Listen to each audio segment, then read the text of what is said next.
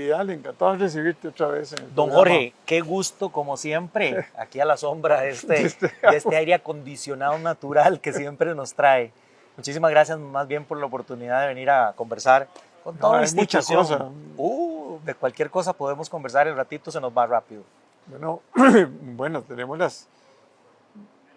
me acabas de contar de que ya la Fed conversó, o por lo menos estima que se va a reducir la tasa política monetaria en Estados Unidos y eso va a generar más liquidez, un poquito más de inflación.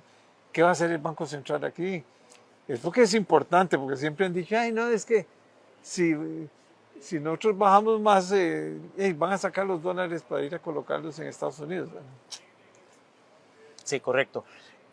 Justo esta mañana en Jackson Hole, Wyoming, donde están reunidos presidentes de bancos centrales del mundo, Todos. economistas, analistas de prestigio. Es un foro muy importante, don Jorge. De ese foro, por ejemplo, han salido orquestadas políticas monetarias cuando las cosas están complicadas. Crisis inmobiliaria, pandemia, los bancos se ponen de acuerdo. Tal vez la situación no es tan complicada ni tan crítica ahora. Hace unas semanas atrás se hablaba de la posibilidad de una recesión en los Estados Unidos. Eso fue lo que movió a los mercados, pero luego siguieron llegando algunos otros datos De como empleo, de empleo fundamentalmente, estable. o de las encuestas que le hacen a los gerentes de compras de industrias manufactureras y de industrias de servicio, y esos son un indicador del futuro, porque son las ideas de que van a comprar. Y ahí está incluso la contratación de gente incluida en las encuestas. Estas son muy famosas, se llaman PMIs y salen relativamente bien tanto la de manufactura como la de servicios.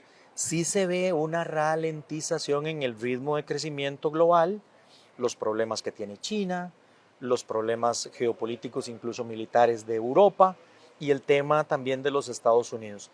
Pero es diferente un aterrizaje suave, lo que los técnicos llaman soft landing, a un hard landing o una recesión. Recordemos que una recesión se define teóricamente por 2 trimestres de producción de PIB negativos y tienen que concatenarse los dos. Si uno sale negativo y el otro no, no estábamos en recesión.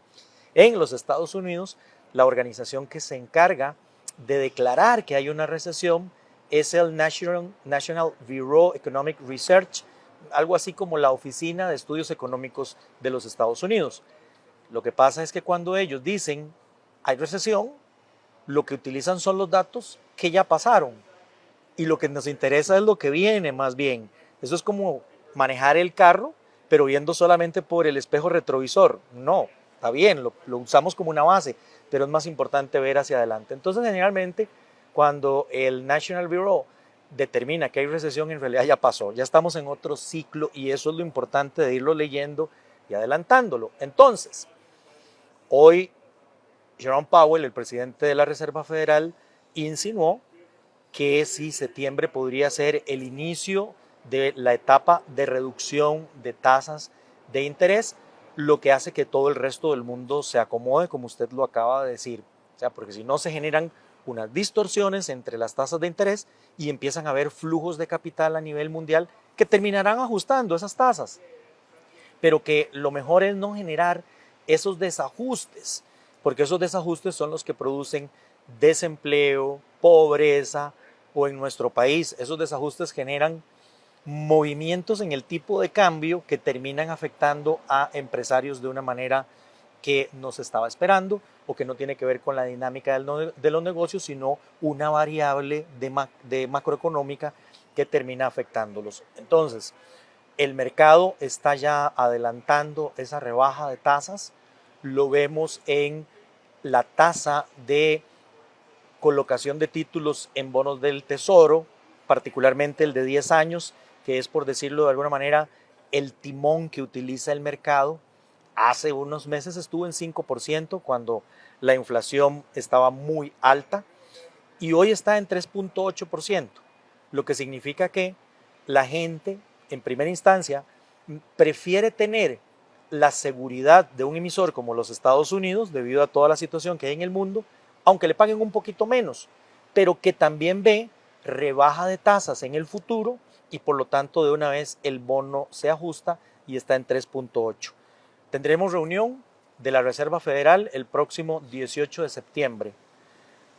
Hay algunas casas que hacen encuestas de analistas internacionales y esas encuestas se publican para ver qué es lo que piensa el mercado. El mercado hoy piensa que la rebaja mayoritariamente que se puede dar el 18 de septiembre será de 25 puntos básicos.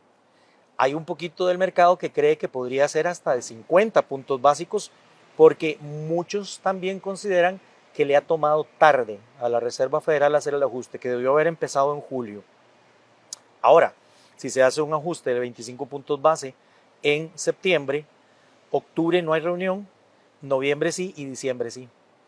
¿Por qué menciono esto? Porque cuando vamos a la encuesta de dónde ve el mercado la tasa de reserva, a finales de año, en la reunión del 18 de diciembre, está con un punto porcentual por debajo del actual. La actual está en 5.25, 5.50. Ese pronóstico la lleva a 4.25, 4.50. Entonces el mercado está esperando que la Reserva Federal recorte un 1% de aquí a diciembre. ¿Y las elecciones norteamericanas? Por supuesto que las elecciones también van a tener una implicancia importante en esto, dependiendo de si finalmente quedan los republicanos o quedan los demócratas, porque su política económica es totalmente diferente. Ya sabemos que en su primer mandato, el expresidente Trump y hoy candidato rebajó los impuestos a las familias y a las empresas con la finalidad de que se incrementara el gasto, las empresas pudieran también tener acceso a crédito y todo eso hace subir la demanda. Pero Jorge, esto es economía inflacionaria, porque la demanda apretará otra vez los precios. Eso quiere decir que de sentarse a inicios del 2025 en la sala oval el señor Trump, podríamos estar esperando la operación de el manejo de los impuestos como lo ha hecho. Él por lo menos ha dicho que mantiene los recortes que hizo en su primer mandato y que vencen justamente en el 25. Kamala, por el contrario, dijo los subo para las empresas. Es un enfoque totalmente distinto.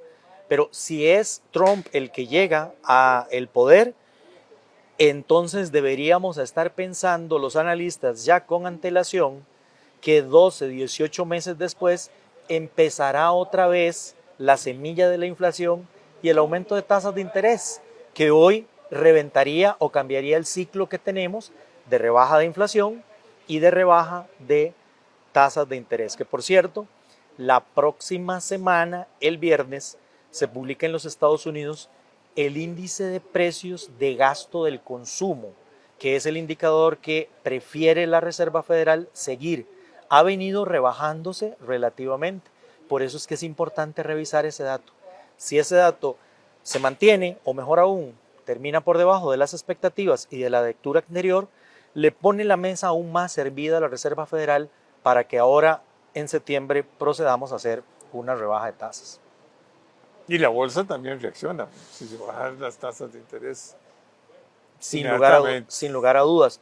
Cuando hay una rebaja de tasas de interés, la bolsa lo primero que en primera instancia hace es hacer proyecciones hacia futuro. En principio, los bonos del futuro tendrán una menor rentabilidad que los actuales, así que nos lanzamos a comprar lo que hay hoy para aprovechar esas tasas. Una mayor demanda de bonos hace que suba el precio del bono, pero financieramente hay una regla aquí o una lección. La subida del precio significa una disminución en la rentabilidad.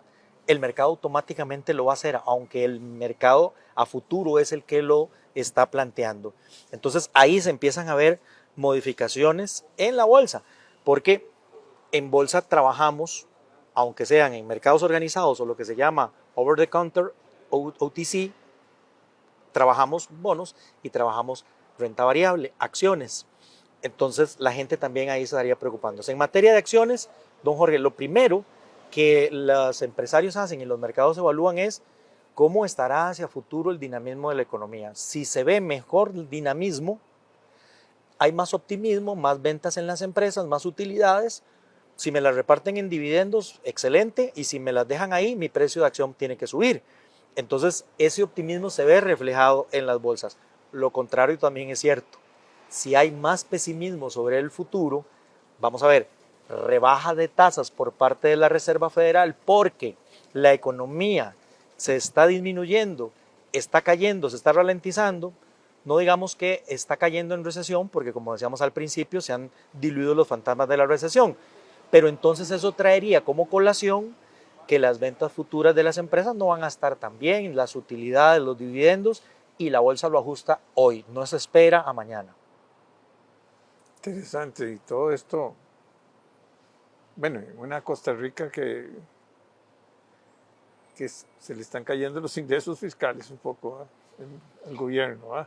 Ya el superávit que tenía que cumplir con el Fondo Monetario no va a ser tan fácil. Estaremos este año en un y pico, ¿no?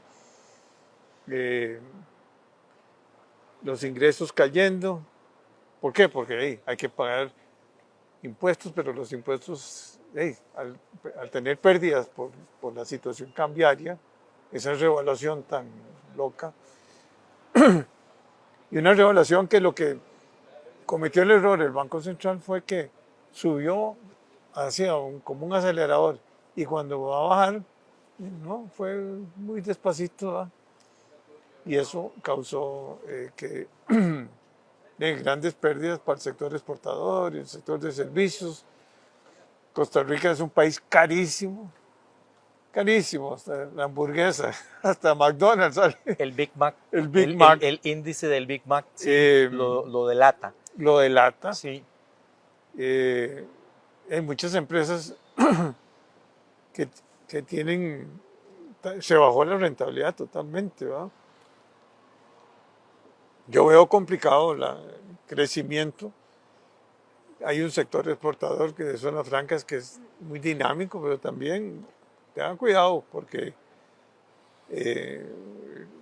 esta situación de encarecer corriente eléctrica, que es un factor importante, la seguridad es un factor importante, la falta de infraestructura. Educación, agreguemos. Educación, sí, lo que te iba a decir. Sí. O sea, tenemos la gran posibilidad de agarrar una parte de esa oportunidad que está dando el mercado norteamericano de traerse empresas de China aquí a nearshoring, pero los muchachos que salen de las universidades no pasan, o los que quieren ingresar no pasan al examen de matemáticas, porque la educación en Costa Rica es una tragedia total. No hay ruta, no hay nada, o sea, se perdió toda la mística y eso nos va a costar luego enderezar esa situación. Estaba viendo yo, curiosamente, que los chinos, las universidades están graduando hasta el 60% en las carreras de STEM. 60%. Pero los norteamericanos están en un 35%. O sea, quiere decir que China ya está haciendo robots así, pero en volumen. La industria de los carros es increíble cómo ha crecido, ¿verdad? Ya se volvió un país exportador más grande de carros chinos, ¿verdad? Aquí lo vemos ya en la invasión que tenemos. Y hay un montón de sectores que uno ve que China tecnológicamente sigue también aumentando, ¿va? Que ahorita vienen con los microchips Claro. y Taiwán le van a decir, sí, usted siga produciendo, pero nosotros vamos a llegarle a los indicadores que requieren de la velocidad de los procesadores, digamos. Sí, déjame contarle una anécdota. Ahora, a mitad de año, tuve la oportunidad de estar allá, en China, en la ciudad de Shenzhen, Shanghai y Beijing. Shenzhen es la ciudad tecnológica Sí. y nos dijeron en algún momento, vamos a ir a ver la operación de una mina y de un puerto. Nosotros habíamos entrado por Hong Kong y de Hong Kong a Shenzhen es terrestre, es rapidito, pero yo dije, aquí nos toma rato llegar al puerto para ver las Hay operaciones. un tren rápido. No, señor, entramos en un edificio en el centro de donde se estaba operando la mina desde ahí, con inteligencia artificial. No. Los camiones, los tractores, las vagonetas, las excavadoras estaban en la mina, pero el operador estaba ahí, Jorge, con un joystick, como que si estuviera jugando un videojuego. Lo mismo pasó cuando fuimos al siguiente edificio, donde estaban los operadores del puerto, las grúas, los camiones, todo control estaba remoto. controlado ahí, casi no había gente, básicamente ni en la mina ni en el puerto, lo que han reducido accidentes y una serie de cosas ahí. Y antes el operador, que tenía que soportar tremendos climas en un puerto, en una mina, está felizmente sentado con aire acondicionado en un lugar. Y cambié de opinión, porque yo me preocupaba mucho de ver que los chiquillos se sentaban horas y horas a jugar videojuegos. Esos operadores están haciendo prácticamente lo mismo. Entonces ahora cambié la opinión. Videojuegos eventualmente educativos me parece que podrían ayudar muchísimo a esto. Qué interesante. No, ya los robots humanos, no sé cómo le llaman, ya China está produciendo así, pero salvajemente, ¿va? Sí, y ahora que menciona ese, el que nosotros vimos no tenía, digamos, físicamente las características de un cuerpo humano, porque era una pantalla. Y usted se presentaba en el banco, ahí fuimos a un banco, se presentaba en el banco y aparecía una muchacha recibiéndolo, hablándolo. La muchacha te habla en varios idiomas, ¿eh? Pero es virtual, es un avatar lo que hay ahí y lo van a ir mejorando para que, como la guerra de las galaxias y todas estas cosas que vimos cuando éramos chicos, se conviertan en realidad. Esa persona virtual atendía a la clientela al ingresar al banco. Es un mundo que, bueno, solo el que hay que ir a conocer.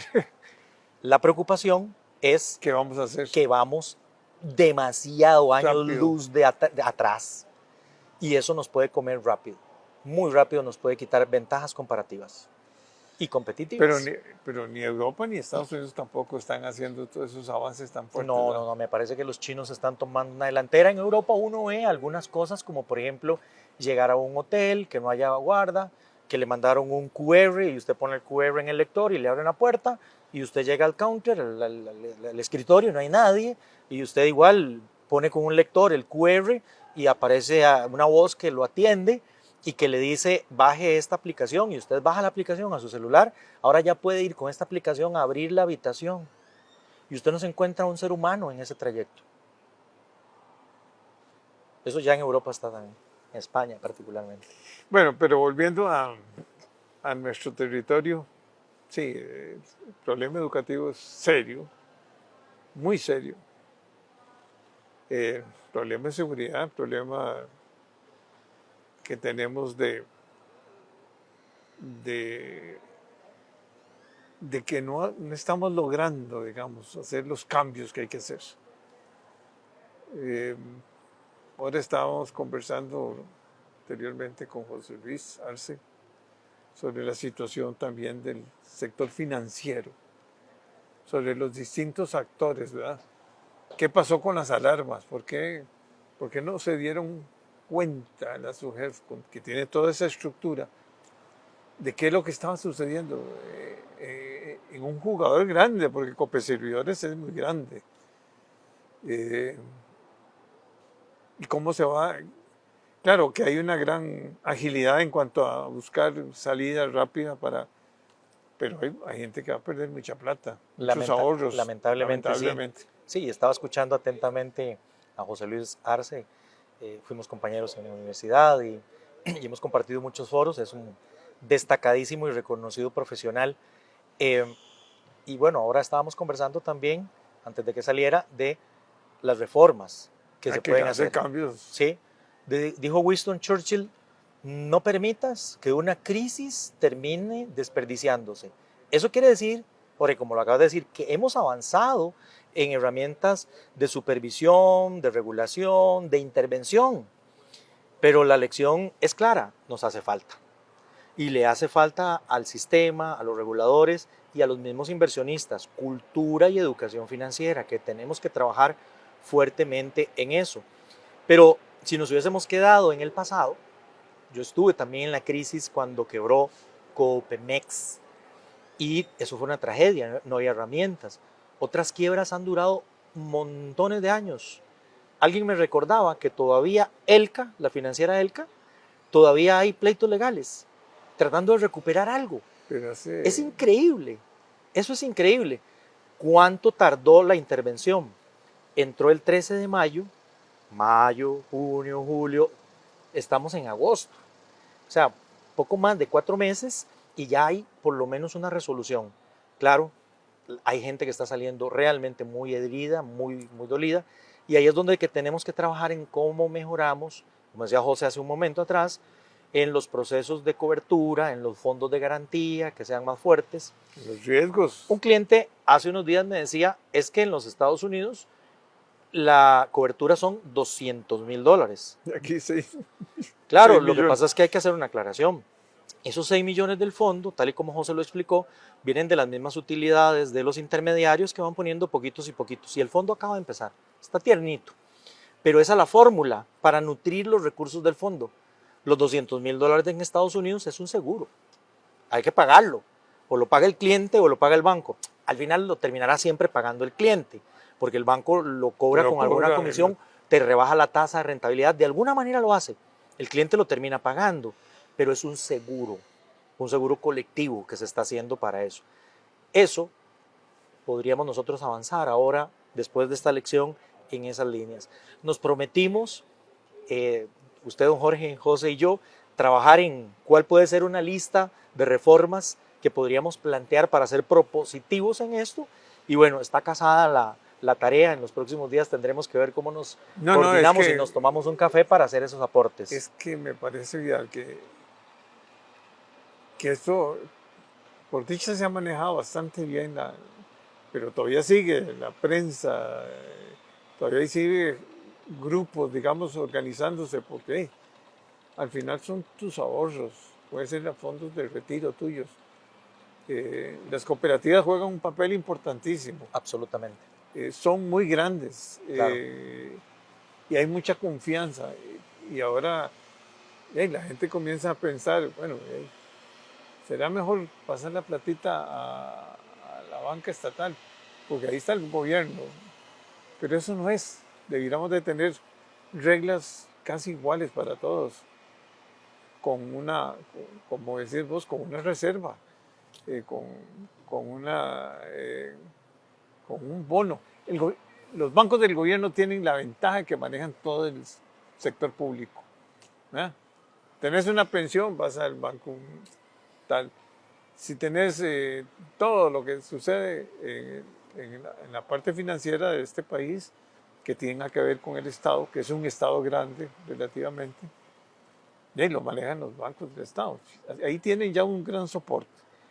Hay que estimular a los bancos estatales, hay que mejorarlos. A uno le preocupa los que son sistémicos, que llaman, porque el tamaño... y el contagio, es lo y que el los hace contagio, sistémicos. O sea, que golpea a tanta gente que puede poner a dar vuelta. En jaque a todo el sistema. Sí, pero déjeme agregarle que por más números, por más suficiencia patrimonial, por más cosas que tenemos, ya Jorge se lo dijo, hasta los más fortalecidos sistemas tienen problemas. Credit Suisse tuvo que ser absorbida por UBS con el patrocinio del gobierno para evitar un problema sistémico. Bancos comerciales, aunque sean medianos y pequeños, de California quebraron también por la crisis que se dio de tasas de interés. Pero no podemos olvidarnos que detrás... Y en el 2009 se fueron... bastante más. No debemos olvidarnos que detrás de esos números y de esos indicadores, don Jorge, hay personas. Claro. Y le cuento porque en estos días he estado muy consultado por empresarios, por cooperativas, por asociaciones solidaristas, pero también la gente se consigue mi número de teléfono. Y hay dramas tremendos, don Jorge.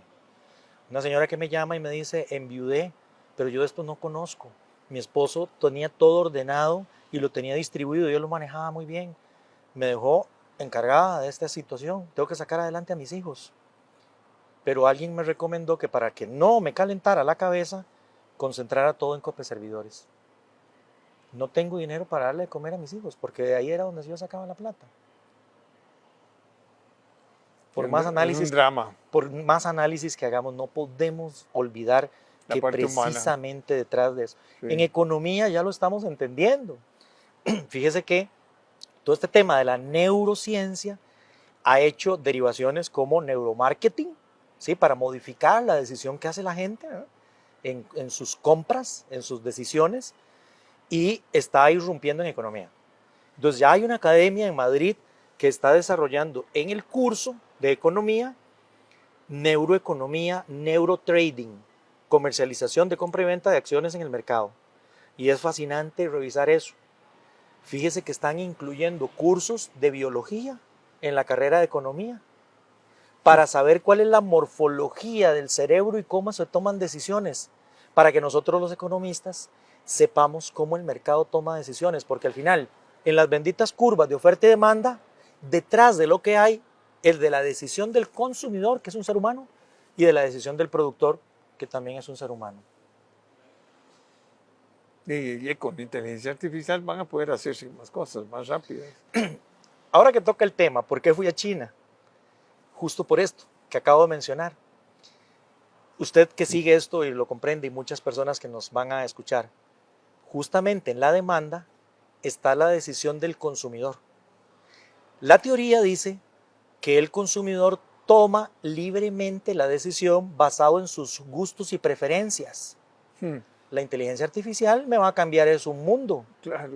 Entonces la demanda no va a estar definida específicamente por la gente, sino por la inteligencia artificial, y va a asignar los recursos de esa manera. Entonces brinco a la oferta, porque en la oferta está el productor, y el productor pone los recursos en donde considera que hay mayores oportunidades.